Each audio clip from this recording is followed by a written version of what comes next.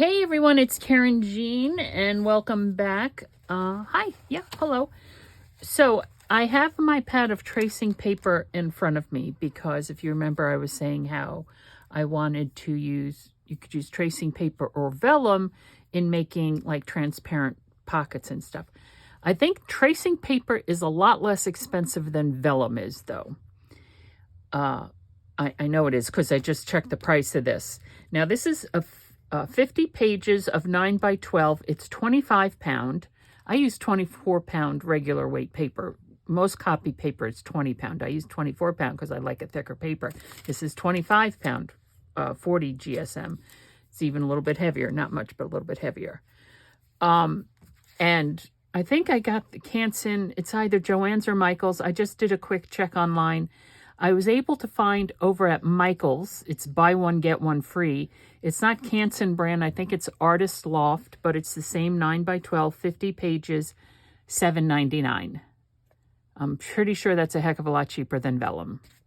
Okay. Anyway, so that's the thing. So today, remember I was saying how I wanted to, and I also found this, I went online and found this little sheet because I don't know what the difference is between pounds and GSM. So now I do. I was messing around with different ways to do tracing paper pockets, okay? Now it's 9 by 12, so I cut it down some, and then this is, and I'm not sure you can actually see because it's white on white. Here, let me pull this back. Here, there we go. Maybe you can see that better. These are the strips I cut off, and we could put, you know, the stamps.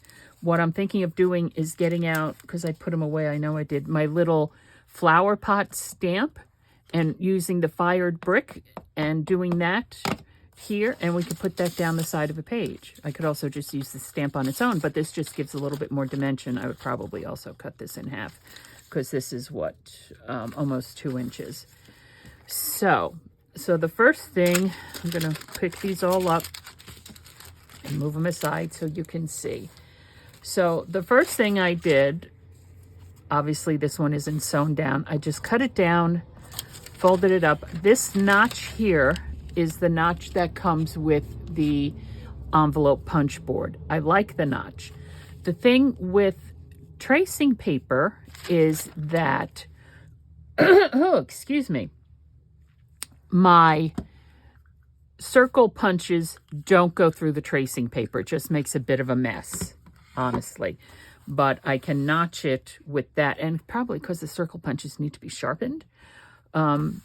So this is one that I haven't done anything with.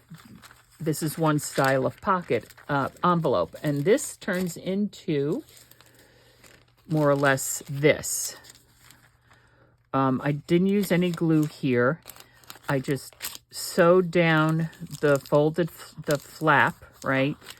Sewed it closed down both sides, then folded this over, okay?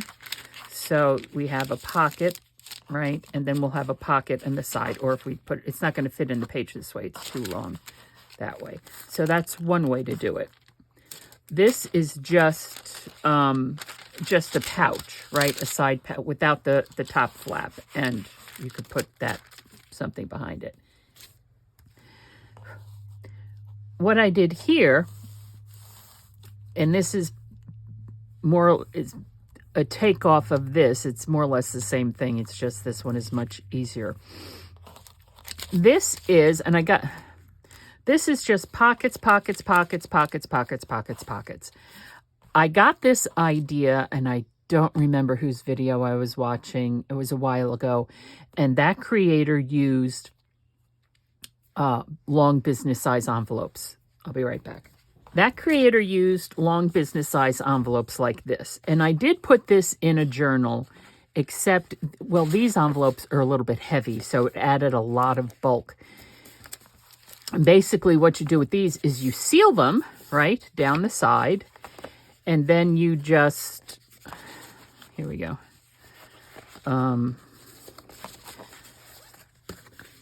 It's pretty self-explanatory. These were my mother's. Another gift from my mother when I was cleaning out her stuff. there, right? So it's just a matter of, and because these envelopes are, how big are business size envelopes? 9.5. So what you're going to do is you're going to fold one up like so, right? You cut off the top and the bottom in order to open it up. This is how you do it with envelopes. I'll do it with this one, right? And you fold it up. Because there's going to be a seam there, you might want to cover this with something. And then the next one you do, you go like that, give it like, I don't know, about an inch of headspace there, and fold it up on the bottom like that. And another one we can do is, it depends, oh, excuse me. You could make it, see there's a big gap here. That's why you could do it this way, right? And fold it up on the bottom, but there's a big gap here. So what I'm going to do is I'm going to take it, fold it there, and fold it about there. Okay, and then you just tuck these all in together. And these are all going to be open. So you have 1, 2, 3, 4, 5, 6, 7, 8, 9, 10, 11, 12. You wind up with 12 pockets. But see, it's very bulky. You wind up with a lot of bulk. But it's a good way to use business size envelopes. This is one way to do it. Let me grab a paper clip. Seeing as how now I have those folded, I'll eventually use those. Another way you could do it, and I'll get back to the tracing paper in a minute, is these, also a gift from my mother, bill payer envelopes, which are much thinner, and they also have windows on it. You could, excuse me, itchy. You could also use junk mail envelopes, right? Of course you can. So something like this, I think, would be nifty because it has that little window there. I thought it would be nifty, so that would be folded like that. And then I would do this one here. Maybe like that.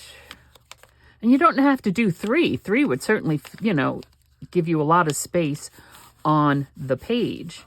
And then maybe this one, I would do like that. Again, I'm not paying really any attention to where I'm putting these folds, so I would want to space it out better than this, right? I would, but that's another way to do it. So that's basically what I did with this. I just took 1, 2, 3, 4. I just took three sheets.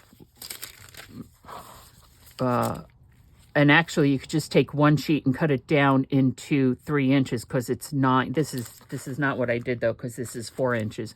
You could take one sheet of paper and cut it down into 3-inch strips, and then you just fold it up like this. And I'll demonstrate. We'll do that now, and I'll demonstrate that. And what I did is also, because this tracing paper is not going to rip easily. It's 25 pounds. It's a heavier weight paper. I folded the tops under a little bit just to give it a little bit extra security in case for ripping and stuff like that. And so we have 1, 2, 3, 4, 5, 6 pockets. That's what I did here. Then with the scraps, I just took 2 pieces of the scraps and I made this type of pocket where it's just notched like that. 1, 2, 3, and it'll be 4 pockets, right? So that's another way we can do things with tracing paper. We can make pockets. And how it's going to look in our journal is, and then we have the big envelope pockets too, right? So look, the journal is learning. It's learning to stay closed. How it's going to look is, we're still going to be able to see through it with the pockets on it, right?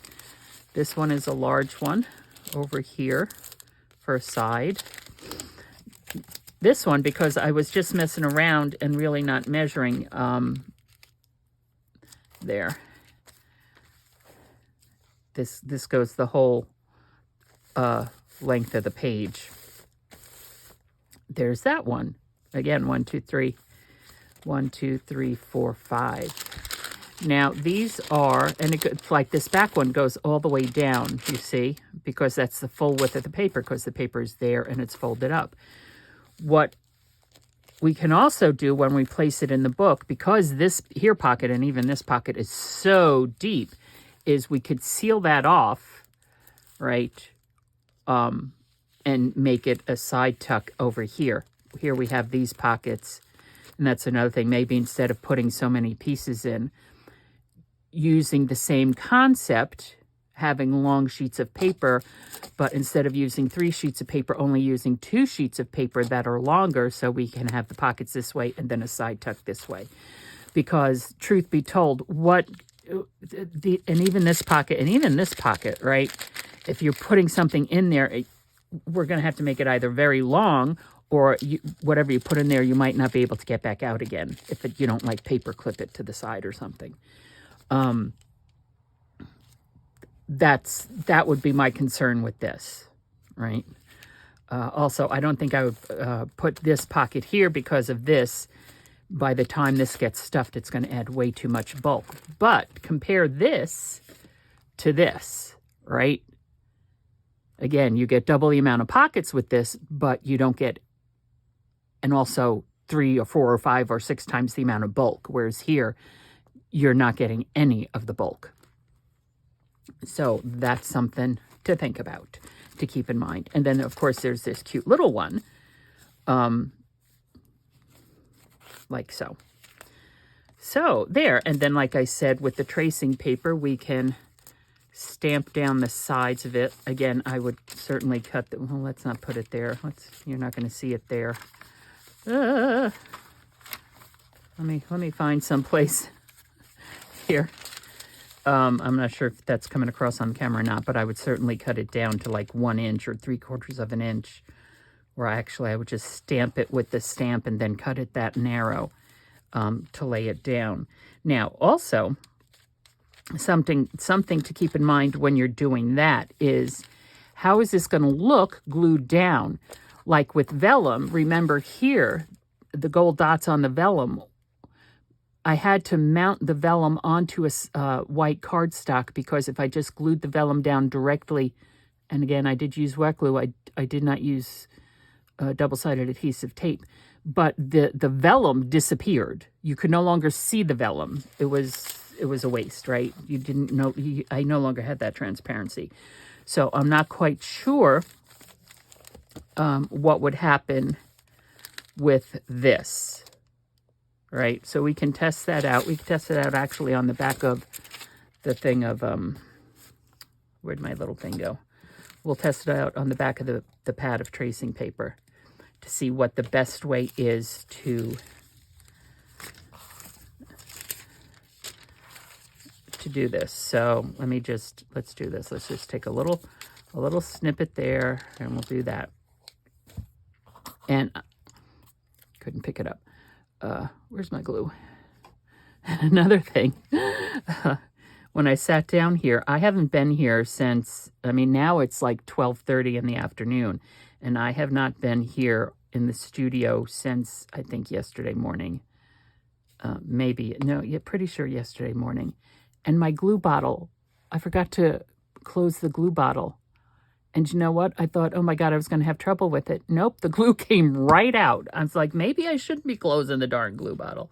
All right, so here's the wet glue. See, that's what happens when you use wet glue. Where the wet glue is and it dries, you're going to, that's why I don't use wet glue when it comes to vellum and stuff. So let's try here a piece of double-sided adhesive tape. I'm just going to put it there. And this is what you do. This is how you figure these things out, right? Trial and error. Trial and error. And I'm not going to worry about just burnishing it down. Make sure the glue's on the tracing paper, not on the backing, so the backing can release. I'm not going to worry about cutting it down or anything. We will be able to see how this works. Okay, here's double-sided adhesive. Well, it also kind of disappears. Not like this, though. This at least gives full coverage. So then the question becomes, is it even worth using tracing paper to do this? And, well, let's figure it out. Let's figure it out. I'm going to move all these things. I'm going to move all the things over to the side for the moment. And I'm going to, I'll leave this down here as our work surface. Let me go get my stamp. So the question was, is it even worth it to do it on the tracing paper or the vellum? Because the same thing is going to happen to vellum as what happened to this, right? And hold on. Making sure. Okay, you see the difference. So then, excuse me, the question becomes, what do we do? Do we then mount this onto a piece of cardstock or just a piece of regular copy paper to, let's see what we got.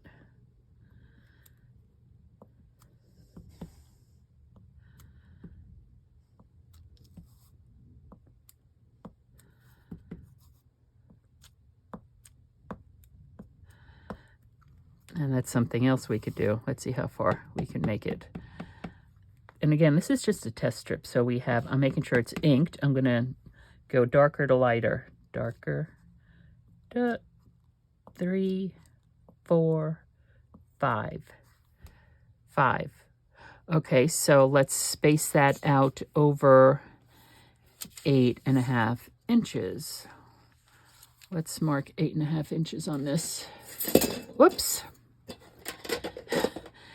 My 12-inch ruler of this is currently underneath the radiator behind the shelving unit. It fell behind when I was fussing with my printer, and the thing fell behind it. And then when I tried to get it out, because I couldn't reach it, it went underneath. It went underneath the radiator. Now I really can't get it out unless I move the whole shelving unit, which isn't going to happen anytime soon. Okay, so there's 8.5 inches. And gosh, how big is this? Let's see what we have here. 5 along 8.5 inches. That's going to be way spread out. How about if we do 1, whoops, 2, 1, 2, 3, 1, 2, 3. Uh-oh. 1, 2, 3, 4. 1, 2, 3, 4. I think this is taking more ink than this was taking.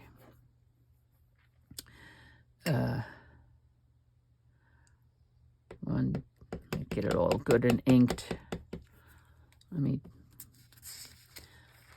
Let's see if we could do this. Let me just grab another scratch piece of vellum here. 1, 2, 3, 4, 5. 1, 2, 3, 4, 5. It still didn't go up to 8.5 inches. I wasn't spacing it out correctly. Was not spacing it out correctly.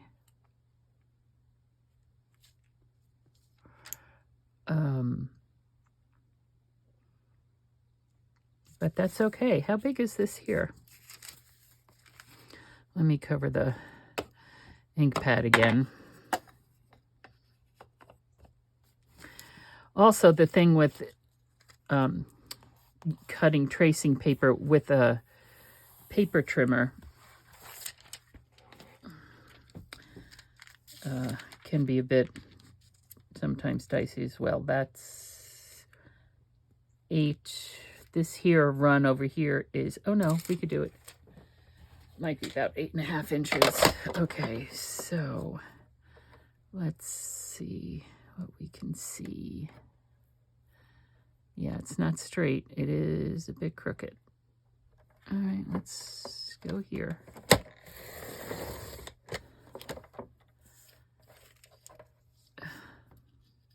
I definitely need to buy a new cutting piece there. Okay, let's pull the, whoops, get all my vellum bits off. Let's pull the book back over. Now the question is, where would we put it to begin with, right? If we put it here,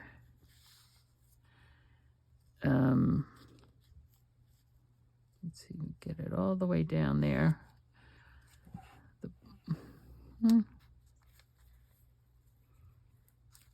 The top pot is going to get cut off a little bit. So if I cut off the bottom pot a little bit, and it's just that, because I have horrible spacing. Wow. Look at that. Let's see if I can get the top pot up. We'll cut off the bottom pot a little bit. Right. So, well, like I said, the question is, what are we going to do now? Also, how wide is this? It is 3/4 of an inch, 3/4 of an inch. And we know I don't have any tape that's 3/4 of an inch. I would have to mount it.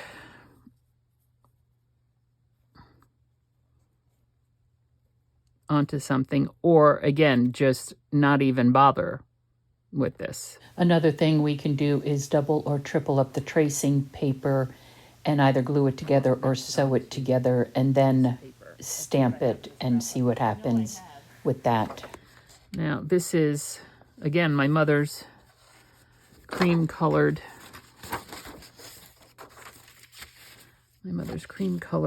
paper. We would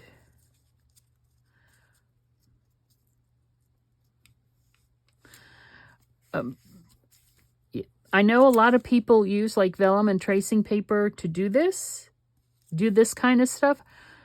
I'm not sure it's worth it for me, because as in our example here, right, it's going to pretty much disappear, and all we're going to see is what I've stamped on top of it. Now, perhaps if I was using colored paper as the base, this would, and if this disappears, it just might give it a little bit of opaqueness. But these papers are not heavy colored paper. You know, well, this is cardstock. Colored cardstock, so that might give it some opaqueness. For me right now, unless it was a colored paper, this would not be a technique I would use in a neutral colored journal like this. That's all I'm saying. I mean, let's see here. If we put it here down on the, also, we're going to have to chop some off. Put it down like that as decoration for that. I mean, we could do that. I need to get 1 inch tape. You know what I think I would rather do with this is use masking tape, right? Here. I know this is a vellum video, but not a vellum video. Am I always saying vellum? When I edit this video, I'm going to actually be listening to myself, whereas now I'm not listening to myself, really. And how many times do I say vellum instead of tracing paper, for heaven's sakes? All right, so if we put this down here like that. And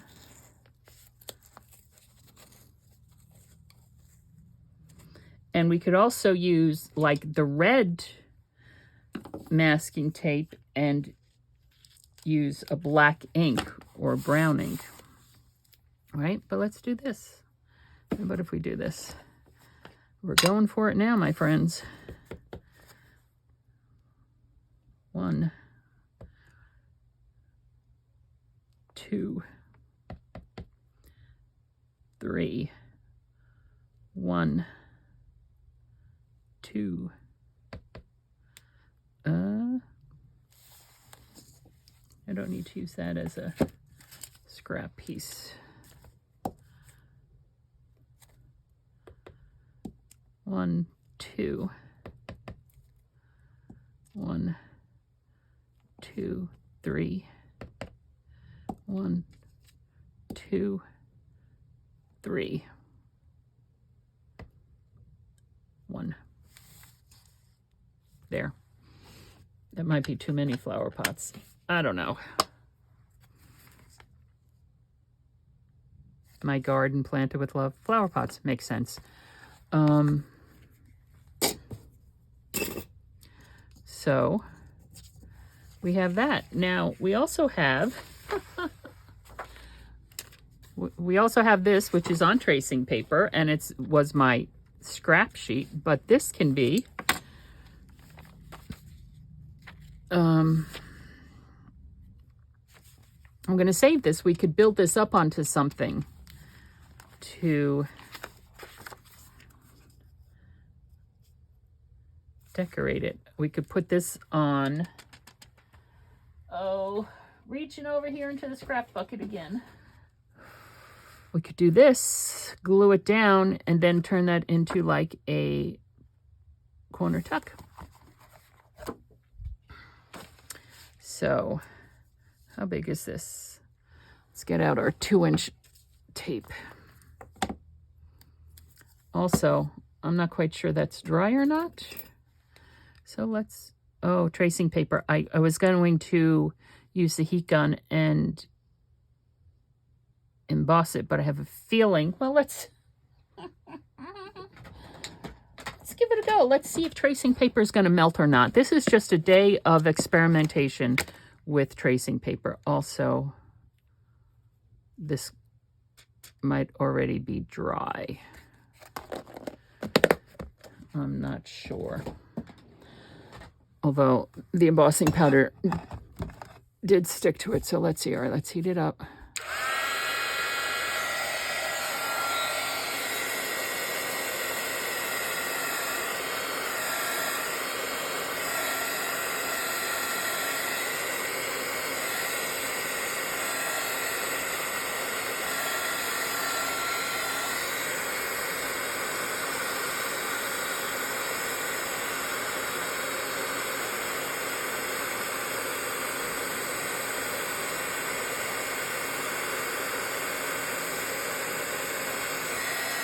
There.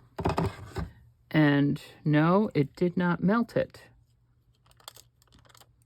which is good to know. Now, I was looking also on the reverse side. Why I did that was I was afraid it was gonna smush, you know. The colors on the reverse side are darker than the colors on the side that we stamped on.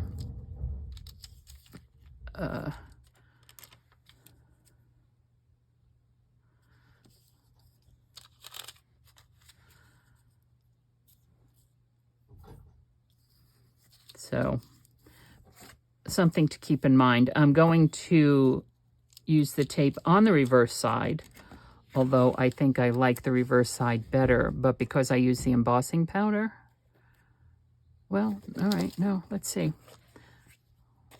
I don't know. Let's just see.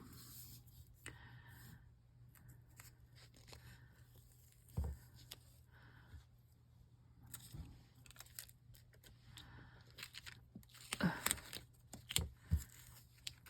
that down. See, there. This here is, well, that end there was already dead. So there. And I'm actually going to get out these scissors.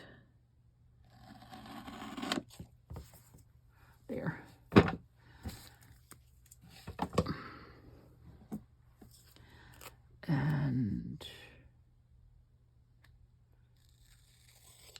There.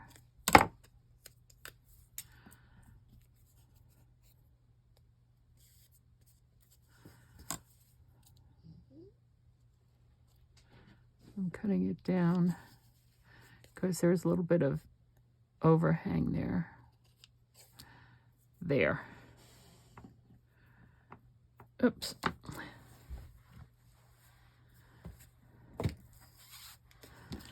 I have a little grainy embossing powder on the glass top. All right, I'm going to just make sure that it's in all those areas.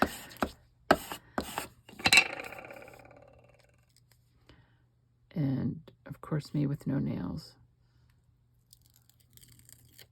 Beautiful. And let's plop it down here.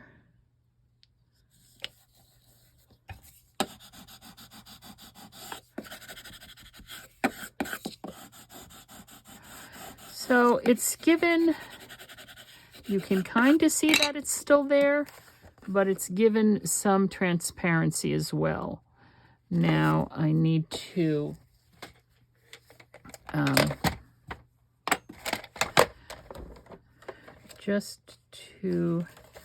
I'm getting out the trimmer.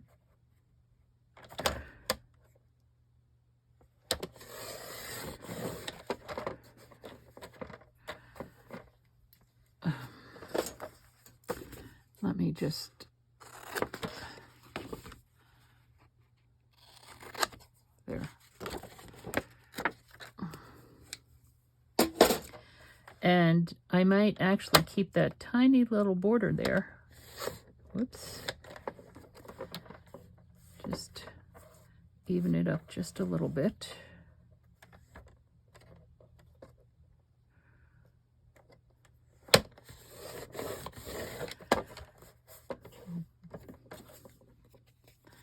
And the side, I will cut it over. I just want the little border on the top and the side where the little tuck spot will open. There. And we can do a slight corner round. Let's see if this will, I don't know if I want to risk this one. Let's see. Yeah.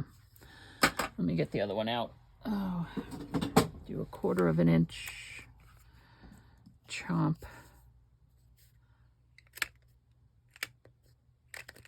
Okay, there we go. I'm going to empty this out.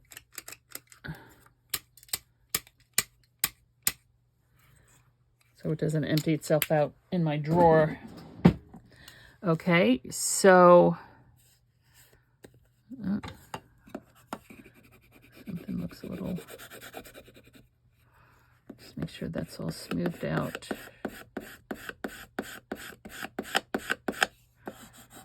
There. Now, are you seeing the difference? Maybe a little bit you can see the difference. And so then something like this can be placed like over here. There's a subtle difference, but there is a difference. We can actually place it on this page, right? Why don't we put it here? And while we're at it, might as well ink those edges.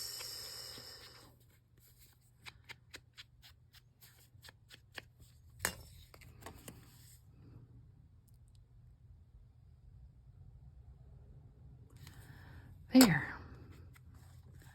And I will place it here. I should have something underneath here. All right, let's put it right there.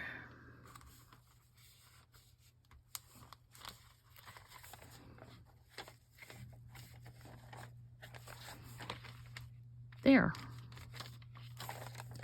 So we have a little side tuck. Now let's pull out our tracing paper pockets here that we did and see where we might want to, which ones we might want to use and where we might want to put them. I already said I don't want anything built up here because of this. I'm going to go to the middle signature because, oh, here we go. I was training this one down after our last video. So, did it stay? It stayed. Okay. So here, on this one, what's on the reverse side of this? That's on the reverse side of this. I have no problem having this one here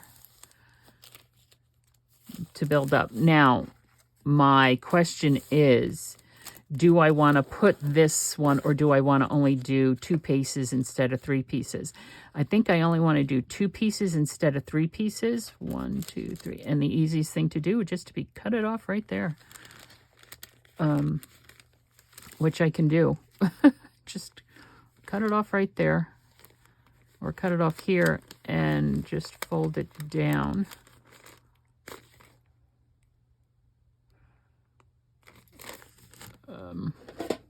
Instead of making a new one, let me try cutting it off here and folding it down. And I will just fold it down. Hold on. Because I just didn't want such deep pockets. So I'm folding it down to there. And I'm going to put a piece of micropore here. And there. So it's like 5 pockets if you want to use it as 5 pockets. Let me turn that off. I'm using the micropore so that it can't be seen. I know I'm cutting a bigger piece. I hope I'm cutting a bigger piece than is what is needed. I'm not, but that's okay. And putting it right there. And I am going to cut another little piece and overlap it there just a little bit to make sure that that entire piece is taped down.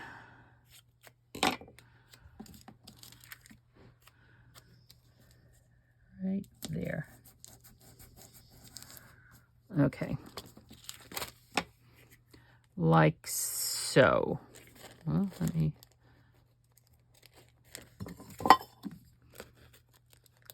It's a little bit...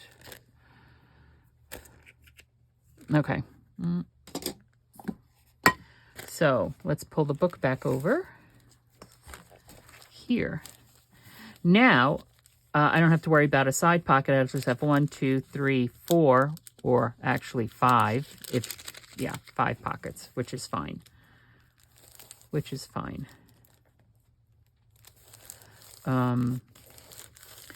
Now, the question is...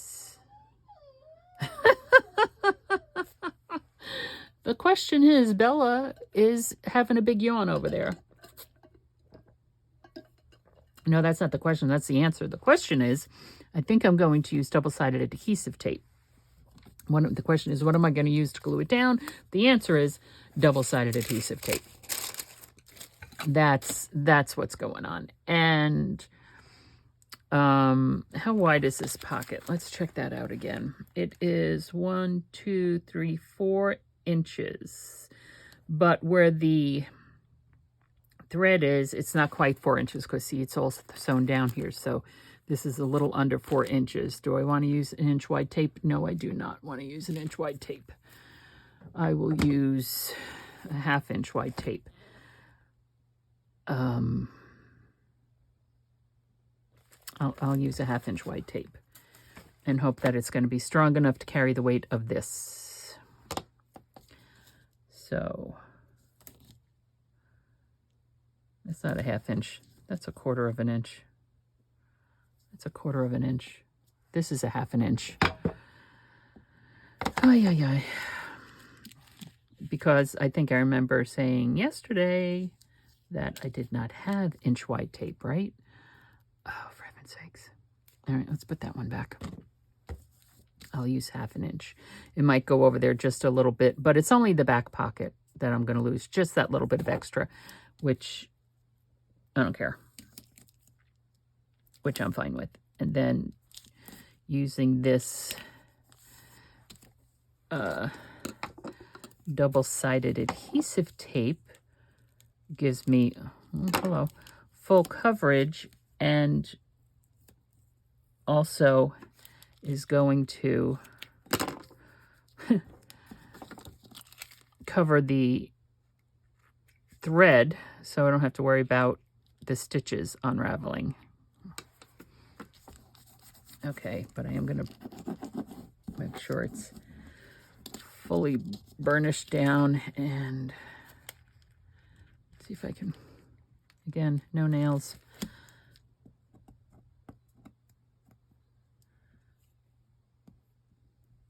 All right, I give. Just go to the professional tools to begin with. All right. And I think also by doing this, by burnishing it down a little bit like that, it creates a little bit of static so that it's easier to pull up, I think. But don't quote me on that because I'm not sure. And I'm going to put this, overlap it. Yes, I'm overlapping it. And I am pulling it up there. Okay.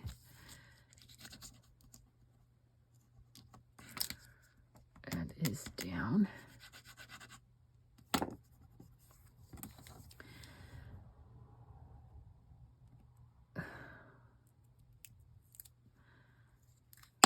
The tape. And this is, I think it's Kaisercraft. It's from scrapbook.com. It's like maybe $3. It's the best thing. The best thing. The pointy bit is very pointy. It's also long if you want to use it to actually, put holes in your signatures or something. And then it has the little scoopy thing. It just comes in handy if you're using like, I don't know, glitter or anything. Okay, here we go. So, and let me make sure this is down. And let's pick this one up. There. Also, keeps my fingers out of the sticky stuff, right? Keeps my fingers out of the sticky stuff. So we're going to put it here. I'm going to put it down here. Down here, I think. There. There. There.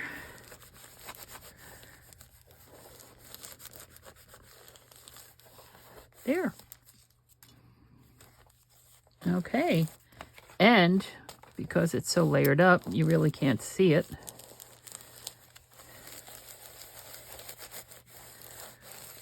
Bingo. Let's test it out with one of our, here we go, and that is a double pocket up here if we so decide to use it. Look at that. Look. Look. That's that's all the way in the back of it. So yeah, look at that. It's a beautiful thing. Now, because we have this over here with this, right? Look at how nice and deep that one is. We can also put something, I'm going to put this away for now. We could put our double pouch over here, right? We can do that. Or we can put this over here if we want to.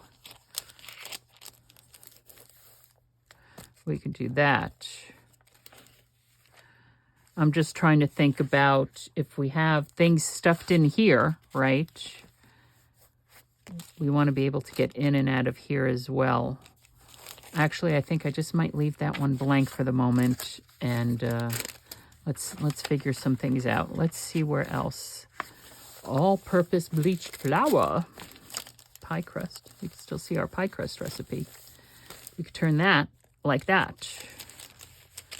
Or perhaps use, instead of the big pouch, we could use this little envelope. That makes sense. Let's go back here to the third signature. What do we have going on back here? That can be built up. We have that there. This, what do we have back here? We don't have anything back here.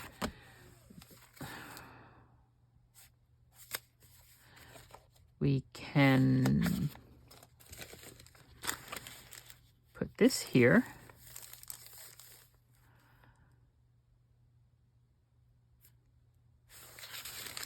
I'm thinking again of leaving that just blank, right? We could put this here, our double pouch.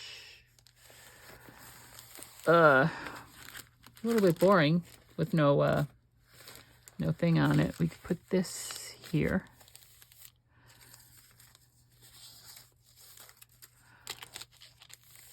Okay, we're going to put this one there. And let's get our 1/2 inch tape back again.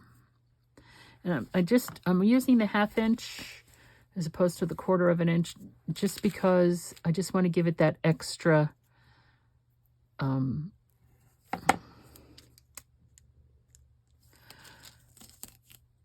extra support, right? That's not gonna 1/4 inch might,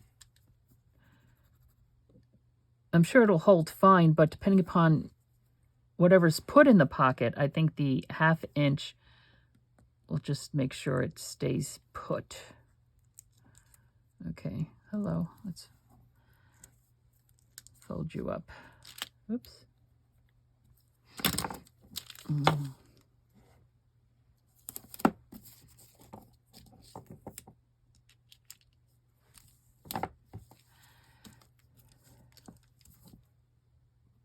So we've discovered that we can heat emboss on tracing paper, which is huge, right? Which is huge. And what I'll do when I'm editing this is I'll actually take a look to see how much vellum costs, a pack of vellum. Now, here is the vellum for sale at scrapbook.com. It is Lawn Fawn vellum, 36-pound weight, 8.5 by 11 sheets, 10 sheets per pack for $7.99. Based upon Natasha's foot recommendations, she uses the Lawn Fawn vellum. Actually, I don't have the Lawn Fawn vellum. I used to have Lawn Fawn vellum. I must have used the last of it. But what I'll do is I will pay attention to the spot. I'll go on to scrapbook.com and find out how much a package of Lawn Fawn vellum is and how much you get in it and how big it is and things like that, so that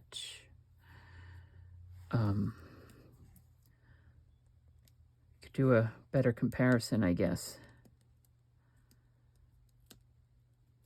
Now, like I'm saying, the thing with vellum is, although it did disappear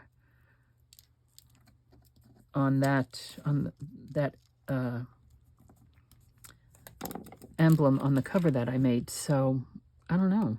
You know, I guess maybe I'll have to do a video comparing the uses of tracing paper and vellum. And what was I doing? I was putting it here. And let's make sure it's even. Okay.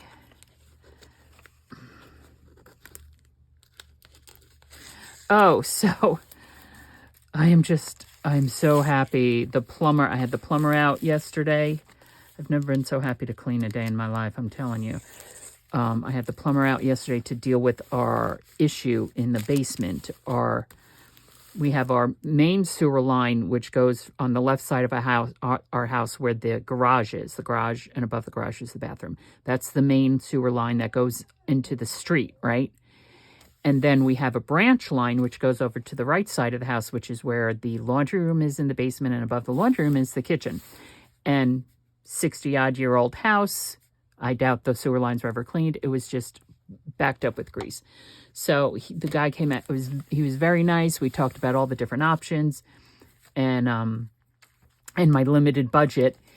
And he was saying, well, I want to try to snake it first. And I said, well, if the snake doesn't work and you're going to have to use the high velocity water thing, I'm going to have to pay for the snaking and he goes, no.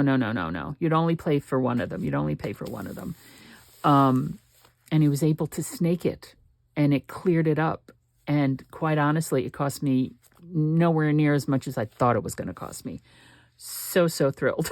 And now, so I was because the grease was backing up. I have my laundry tub. I have a double sink in the basement, double laundry tub. So it's very, very deep. I don't know. It's probably 3 feet deep. I don't know. It's very deep. I'm going to have to measure it.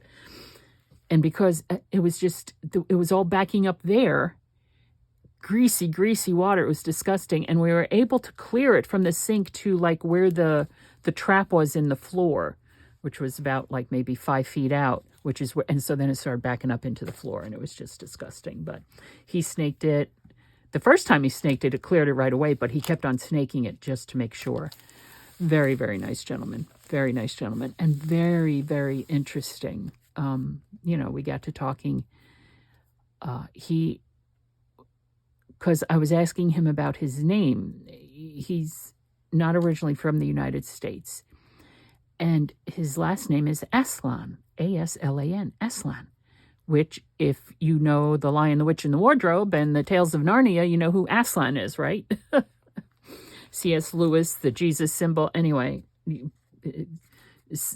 there's so much Christian symbology and symbolism in C.S. Lewis's writings because he was very much a very strong Christian.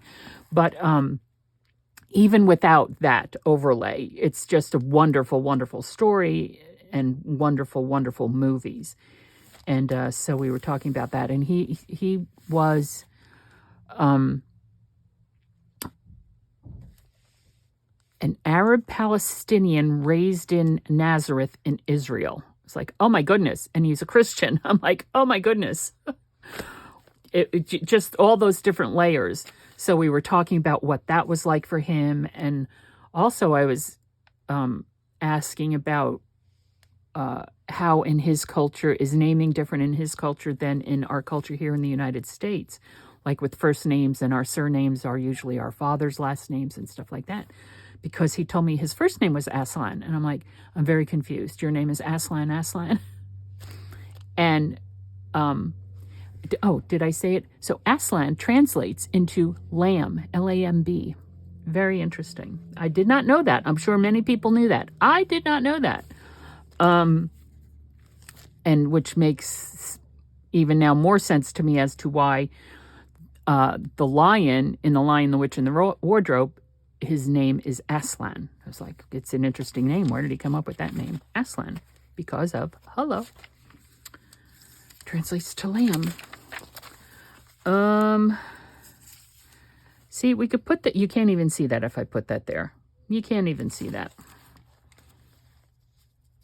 I don't know. I don't know if I'm going to use those strips at all. Like I said, not for this book. So we did that. Now let me go back to refresh myself what I did. And we could decorate this with, because it's very plain. We need to bring color to this so we can decorate that at some point. How long have we been going on? Oh my goodness, an hour. Well, I do need to do a little bit of editing, but not that much editing. Okay, so let's figure out, we still need to decorate. Let's put this one in. This video was not supposed to be decorating the book. This video was supposed to be about the differences between how we can use tracing paper in our journals. Do we want to cover that up? I don't know if we want to cover that up. Oh, well, we did that there, so no, we're not going to put that there. Baked bran swordfish steaks. We can let's cover that sucker up. I'm not a fish person. I'm really not. Baked stuffed haddock. I might eat that. Here. Now, I don't think, did I put one? I want to make sure. Oh, I don't think I put one in the first signature, did I? Because this one then I can put here in the first signature. You know, so we have a little bit of tracing paper in each signature. Although, well, I know I put it in the second signature. There's that. And I just put it in the third signature. So this one, we're going to put right over here. Just right there. Boom. Why not? That's heavy. We could do that. Okay. Yeah. So I was thinking about maybe making some changes to my craft room, although quite honestly, it's working pretty well for me the way it is right now. So I don't know if I could really make any improvement to it, right? Why would I make changes to it? Yeah. So, although I am thinking about, you know, being able to move closer to my daughter and when that will happen and what I'll be able to afford and what I want the space to look like, just the overall house itself. I saw a property online out there. I'm no longer, my real estate license is in escrow with the state, meaning that it's just putting mothballs, right? And I do not think that I will take it back out of mothballs because it's real estate is, to be a real estate agent, some people are very successful at it. You get out of it what you put into it. It costs money, right? You have to pay for insurance, and unless you're a broker yourself and have your own agency, you have to be under a broker, someone who's licensed as a broker as opposed to just a regular agent. And, you know, it all costs money. And then brokers want their cut of whatever sales you have, and you have to pay for not just insurance, but you're also paying for access to the databases. Like you have to be a member of the state real estate board, not the board, the state real estate organization, your county real estate. You know, there's all these things you have to pay for. It costs a lot of money. And, you know, monthly dues and quarterly dues, yearly dues, depending upon how you decide to pay for it. And then depending upon what real estate brokerage you work for, like there's the my sister Jessica, my beloved Jessica, she worked for a couple different ones, and now she's over at Remax, and she's very happy at Remax. God bless her. You know, I was very happy at the brokerage I was at, but it costs money, and you put a lot into it, a lot of upfront costs, right? Sure, then when you sell a house, you have a nice payday, but unless you're selling, I don't know, 2 or 3 houses a month. Anyway, so I don't have access to the Realtor multiple listing service anymore. So I'm looking on Zillow and Realtor.com. Zillow, I found, is a little bit better for what I'm looking for. Anyway, so I found a house out there. A lot of the property out by my daughter is up for auction, though. And I don't understand why all these houses are up for auction as opposed to being just directly up for sale. It could be because maybe they think they'll get more money, or it could be an estate thing where I don't know. But there was a property out there. My daughter said it was only like a half an hour from her. And I'm like, well, it's up for auction. So I doubt I'll be able to get a VA mortgage on an auction property. That's just not going to work. And I'm not ready to buy a house now anyway. But, But that house sat on some property, and it had a couple of outbuildings, because they show pictures of it. It had a very nice outbuilding, which was like a huge double garage. It might have been a woodworking shop or something, and it had an apartment attached to it for my brother, you know. And it sat on a lot of property, so I don't have to worry about neighbors and neighborly issues. So, and I didn't realize it was so close to her. I thought it was a lot further away from her than that. All right, so there we have that. Did I just rip that? Dag nabbit, I sure did. Look at that. I just tore that right there. All right, well, then that's something we need to, and it's 25 pounds. We just need to be a little bit more gentle. That's a weak spot, I guess, with all that. I'll have to figure out some way to cover that, like with washi tape or a sticker or something. I'm actually surprised that it ripped, though, truth be told. I am surprised that it ripped, and it could be just because of how the notch is and how I placed it in. I was a little bit rough. All right, I'll figure that out. Well, I'm going to have to get my thing back. This is Karynjean from Ex Libris Crafts. If I didn't say it in the beginning, I hope you're all doing well. And, yeah. Let's think of other ways we can use tracing paper in our journals. Again, I like it because it's transparent. And in this journal, especially where I have a lot of things that I don't want to cover up, but I want to build up on, we can use tracing paper. So I hope your imagination takes you to marvelous places. Thanks for stopping by, and I'll see you soon.